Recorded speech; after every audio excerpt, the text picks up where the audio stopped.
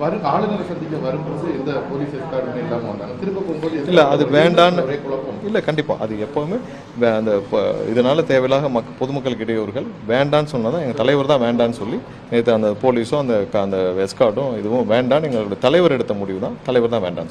இல்லை அப்படி இருக்க வாய்ப்பு இல்லை. இது ஆளுநரினுடைய அறிவுறுத்தலின் பேரில் தான். இன்னும் அவர் முதலமைச்சராகவே பதவி ஏற்கலை. அதுக்குள்ளே நீங்கள் நான் அழைக்கலை, முதலமைச்சராக பதவியேற்பதற்கு நானே இன்னும் அழைக்கலை. அதற்குள்ளே நீங்கள் ஜவஹர்லால் நேரு ஸ்டேடியத்தில் ஏற்பாடுகளை பண்ணுறீங்க, கான்வாய் பாதுகாப்பு கொடுத்துருக்குறீங்க, எப்படி கொடுத்தீங்க அப்படின்னு ஆளுநர் சத்தம் போட்டு தான் இவங்க சத்தம் போடாமல் இந்த பாதுகாப்பை எடுத்திருக்கிறார்கள். பொதுவாக இந்த மாதிரி ஆட்சி மாற்றம் வரும்போது என்ன நடக்குன்னு கேட்டிங்கன்னா, அந்த ஓட்டு எண்ணப்படும் போதே பெரும்பான்மை வந்துருச்சுனாலே ஐஏஎஸ் ஐபிஎஸ் தலைமைச் செயலாளர் எல்லாரும் வெற்றி பெற்ற கட்சியினுடைய தலைவருக்கு பூங்கத்தோடு போய் பார்த்துருவாங்க.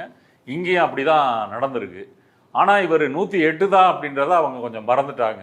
தேவை 118, அதுக்கு கொஞ்சம் பொறுமையாக இருக்கணும் அப்படின்றது அதிகாரிகளை பொறுத்த வரைக்கும் முதல்ல போய் யார் ஜால்ரா போடுறாங்க, யார் ஐஸ் வைக்கிறாங்க அப்படின்னா அவங்களுக்கு நல்ல பேர். அதனால் விஜயே சொல்லாமலே நாங்கள் ஏற்பாடு பண்ணுறோம், சொல்லாமலே பாதுகாப்பு தர்றோம் அப்படின்னு முந்திக்கிட்டு ஒரு நற்பெயர் எடுக்கிறதுக்கான முயற்சி செஞ்சாங்க. ஆளுநர் அதை சொல்லிட்டாரு.